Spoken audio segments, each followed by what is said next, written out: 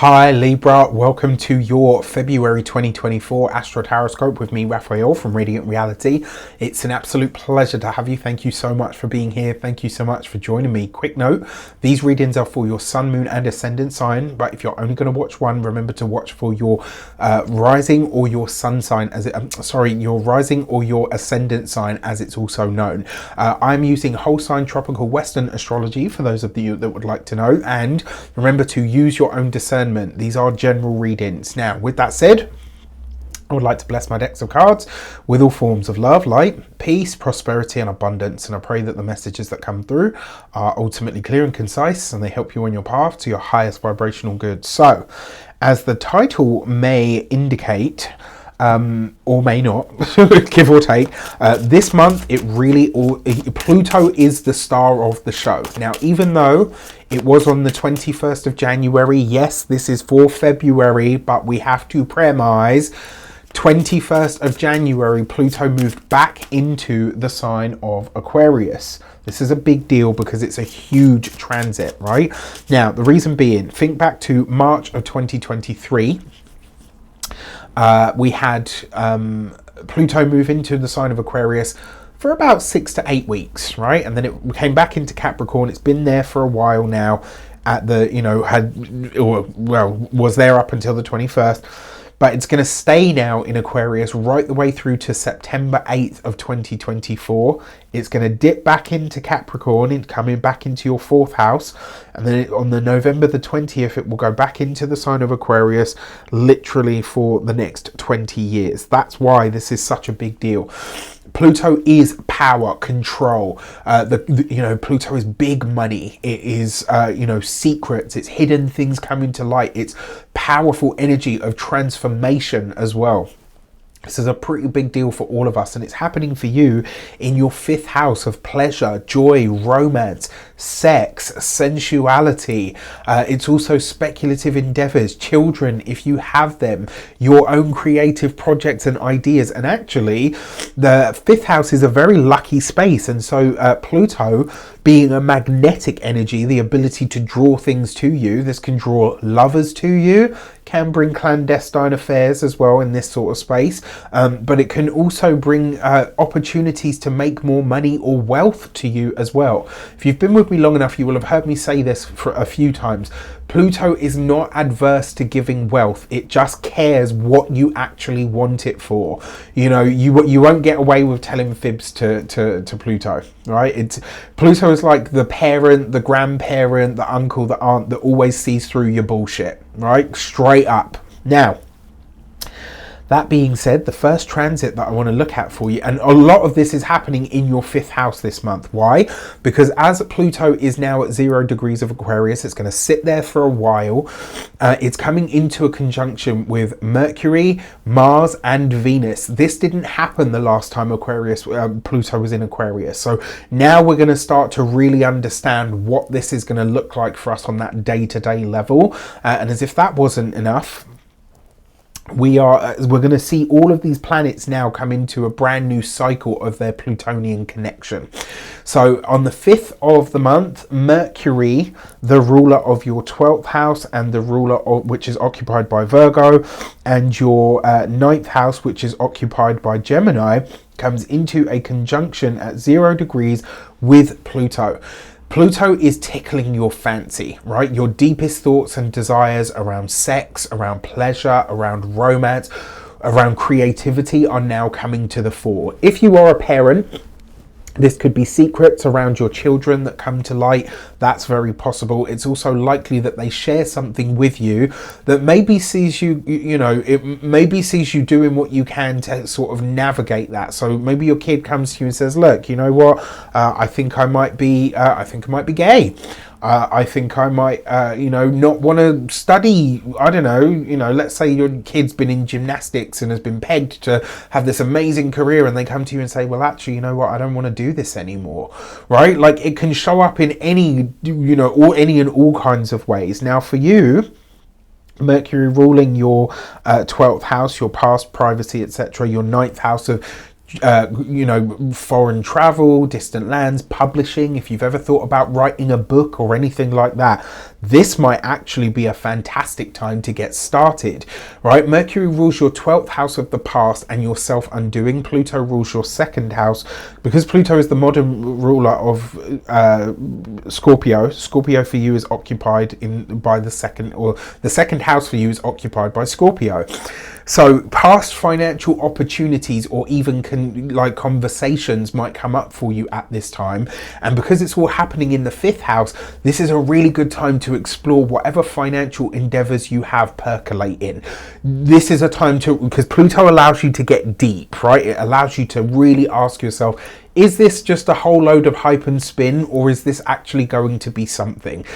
This is where you either have the idea or the inspiration to make something better than it is, or you have the right conversations that spark that kind of go and get it.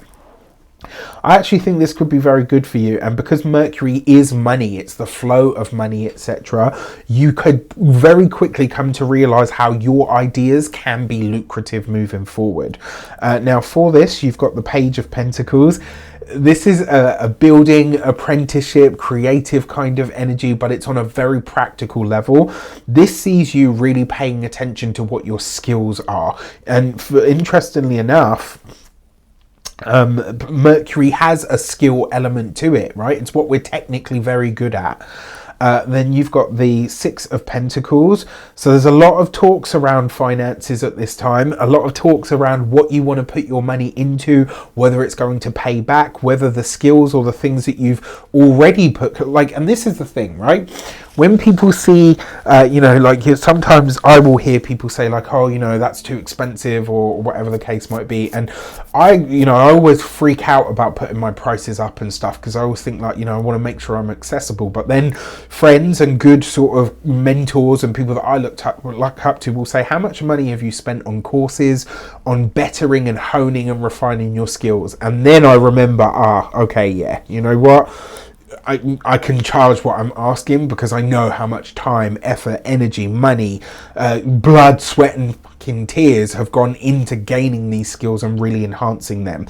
This could be some of the conversations that you're having now. And then you've got this with the Page of Wands. A lot of you could be having a conversation with a work colleague, with a boss. 2 pages represents the energy of disquiet around the 6 of Pentacles. Whether you are or are not being paid fairly for your ideas, your input, for the reach that you have created within your business, I think you'll be having big conversations around this at this time. Now, as if that wasn't enough, that's just the first transit, right?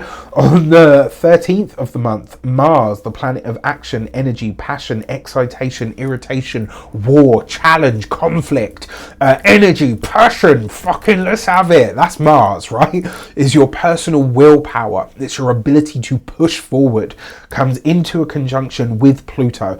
Mars is the ancient ruler of Scorpio, so Mars also has a financial element for you. Mars also rules your relationships, your partnerships, your significant other, your one-to-one relationships, whether these are personal, professional, platonic, or even familial. The relationship you have with your astrologer or your tarot reader, the relationship that you have with your doctor. That's all 7th house stuff, as is your competitors. Coming into a conjunction with Pluto, one thing that really does show up here, and I've forgotten, there's a certain name about it. It's like the something effect. Here, what this tells me is you have an idea, and the universe is basically saying to you, if you don't do something with this idea, I'm going to give it to someone else.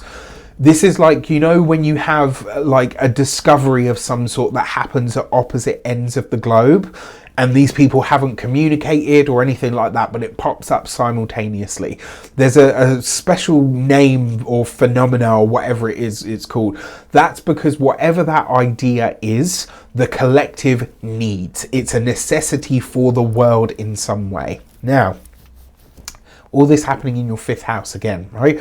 This is more explosive. Mars is passion and all those things I talked about. In your 5th house, you could get a lot. This could be like a really passionate, primal and sexual encounter that you have with somebody. It could also be that you spend a chunk of money on something in a little bit of a rash move, I've got to say.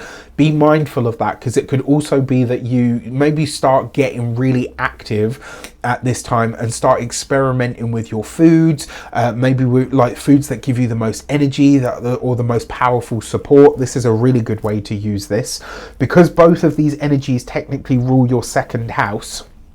Your second house is your food. This would be a really good time, like if you're any sort of an athlete, play around with the foods that you're eating at the moment and ask yourself, which are the ones that really support my body, which are the ones that really, you know, when I'm doing weights in the gym and I've had that steak that night before, or, you know, I've had a good breakfast that's had some kind of meat or good solid protein in it, I feel that explosive power. Or, you know what, when I'm going on my runs, if I've eaten too much meat, I feel really heavy. Like, experiment with it at this time to really see what's going to work for you. Since Mars is also the ruler of your relationships, these will definitely be more at the forefront, and something is likely to bubble up, right? So if you're single, this could go a long way to creating a powerful and sexually intense connection with somebody. This is kind of like that, you know, when the sex becomes primal and like really intense, but like really pleasurable at the same time. It's like pleasure that borders on pain and vice versa. You know, without getting sort of too deep into your love life, Libra. If you're partnered, this could be something that is revealed or requested, you know, that's for your private ears only. Maybe your partner says, listen, tonight, baby, we are going to try ... And you're like, you know, clutching your Venusian pearls, darling. Right, if you've got... Sorry, you know, sometimes I really try to stop it escaping, but I just can't help it. It just, you know, I don't have that thing, you know, the filter between. That's not true. Sometimes I can, but there are times where it just, you know, and when you're in flow with all of this stuff, it happens. Now, for those of you that have children, if you do have children, this could be that your child brings home a partner that you either really don't like or don't approve of. Because this is an explosive combination, I do need to stress that you could create a monster for yourself by being a staunch sort of like no, right? Like if you go down that route, I don't want to tell you how to parent, that's down to you. But if you go down that route, the chances are you're going to push this child, your child, no matter how, you know, my mum used to say this to me. I never really understood it when I was younger, and now I'm like, oh my gosh, I totally get it. She's like, you'll always be my child. And then when I look at my nan and she says the same thing to her, do you know what I mean? Like, well, she did years ago, but you kind of get my point, right? Your kids are always going to be your kids, but you could push them further into a situation that you don't like or don't approve of by disapproving so strongly. So you have to find a way to measure this, right? Now, for this, you've got the Queen of Cups. You've got this with the Four of Swords, and you've got this with the Four of Cups, right? So 2 4s represents insomnia. So I will say this transit may make it harder for you to access rest and recuperation. There's a lot of energy here, you know, that's a powerhouse connection, whichever way you slice it. Because you've got these 2 4s, which can represent insomnia, you do need to watch out for that on the physical health and vitality level. But then you've got this 4 of Cups with the 4 of Swords. No matter what you feel about what your children do or are trying to be, or, you know, experimenting with, providing it's not bad for them, right? And this is the thing, I think nowadays, like, unfortunately, and I will call this shit out wherever I see it, parents should be able to parent their children, right? I don't give a fuck what the trends and the themes and the, you know, well, this is the way that things are now. No, parents should be able to parent their children, right? Bottom line, if you see your child doing something that you know is potentially detrimental to their health, fuck what the world trend is or what everybody now agrees is acceptable. I'm not interested in any of that, right? Parents should be allowed to parent their children. Otherwise, they shouldn't be. Anyway, I'm about to go off on a whole. Right. Queen of Cups. manage your maternal / paternal instincts and find a way to put things in place through less of being a tyrant, not through emotional manipulation, but through open and honest and frank, brutal conversation. That is how you will win this. You're already a Libra. You know how to talk. You know how to reason with people. You can, if you can even reason with, you know, teenagers. Oh my gosh. I remember myself, and there are days when I cringe, you know, when you get flashbacks and memories of things that you said to your parents or ways that you treated them, and you're like, oh my gosh, I'm sorry, please forgive me. I've told you all before, if you've been with me long enough, you know I told you Rafi was feral, right? I was a feral little shit. Anyway, hopefully that gives you some insight.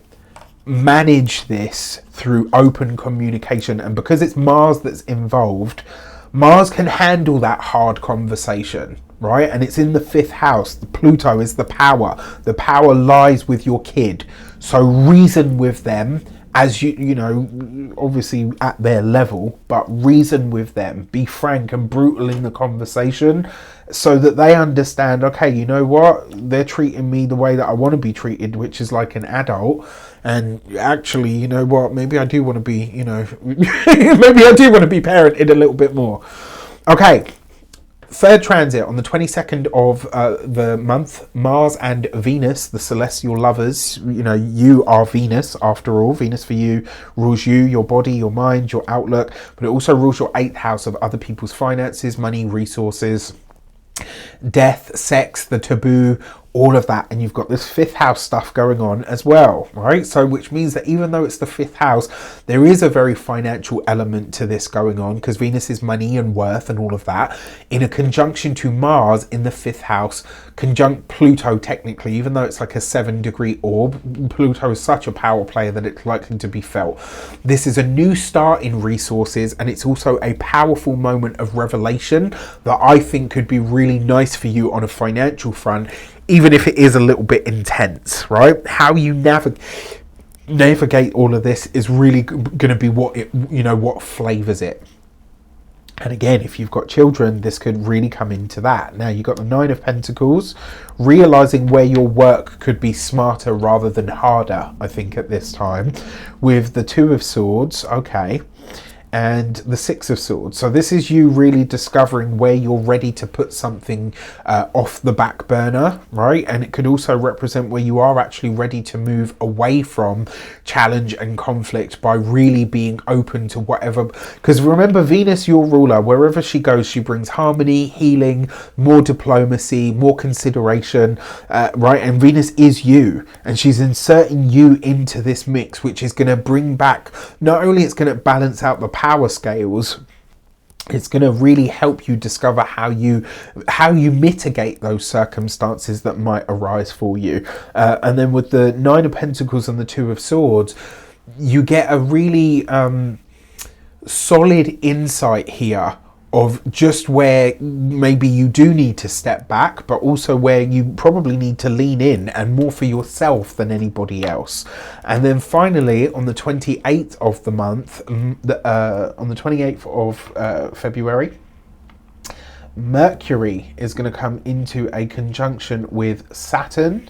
We'll leave Pluto there for now, which has been in Pisces for some time, and the Sun, which will be in Pisces at this time now as well, right? So this triple conjunction happens at around 10 degrees. If I ever don't mention a degree, don't fret, they will be in the description box of the video, right? Now, for this is happening in your 6th house of your physical health and body, your routines, your maintenance, how you look after yourself.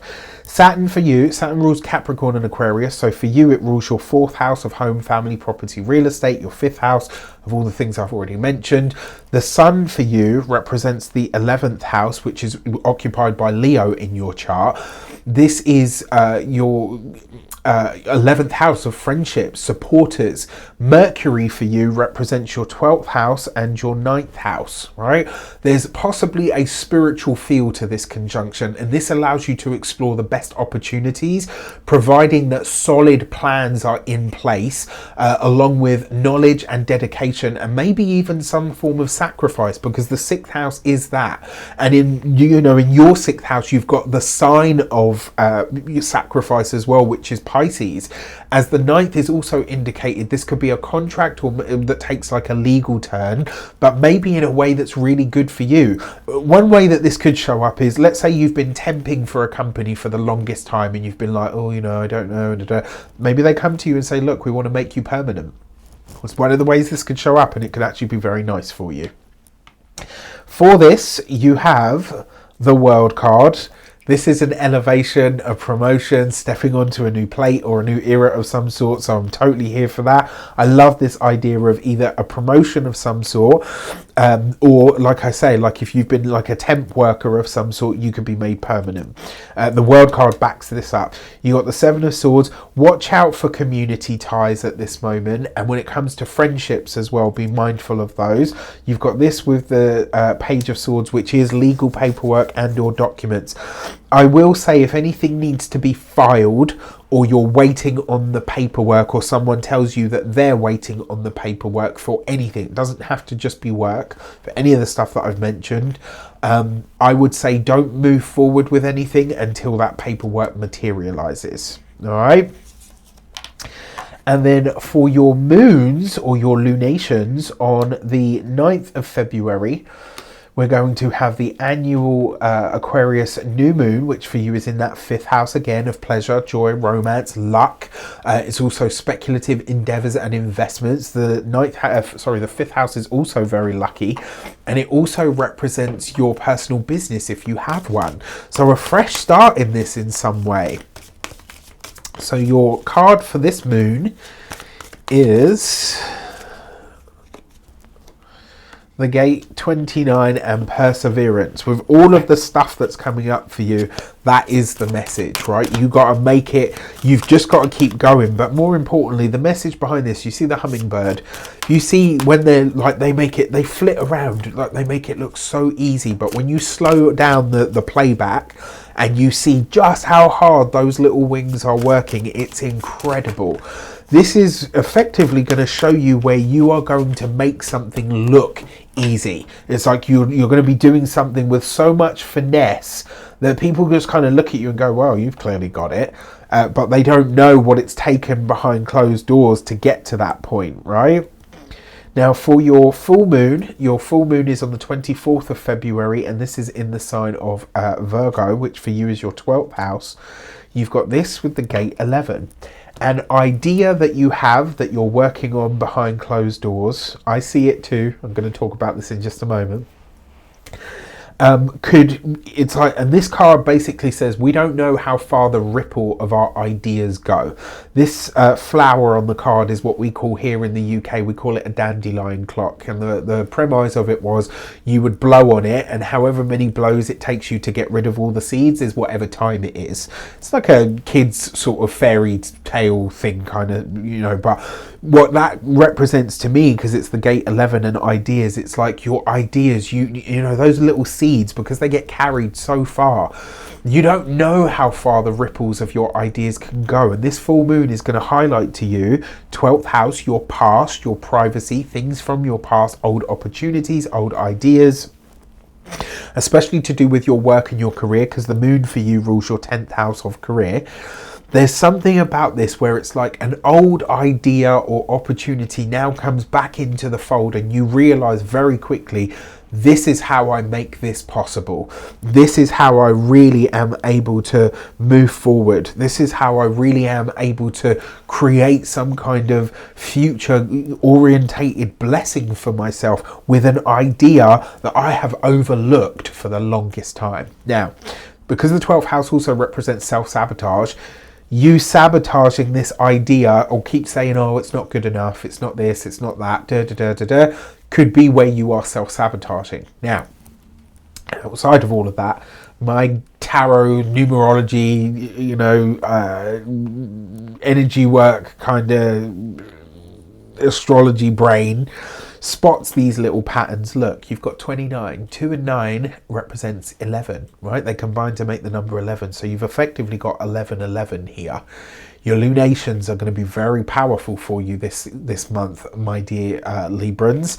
And that 12th house full moon that you're about to have, I think that is the one to watch out for you this month. If you would like to get your personal Astro Tarot with me, you can do so on the link in the description box below.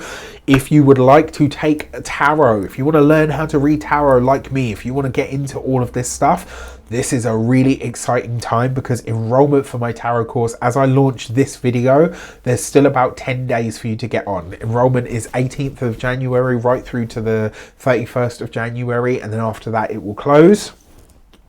But if you would like to get a space, this is your moment. All right, with that said, I wish you an abundance of all of that good stuff. You can get that on the link in the description box below, by the way. Let me know in the comments how it shapes up. All right, take care, and I'll see you soon.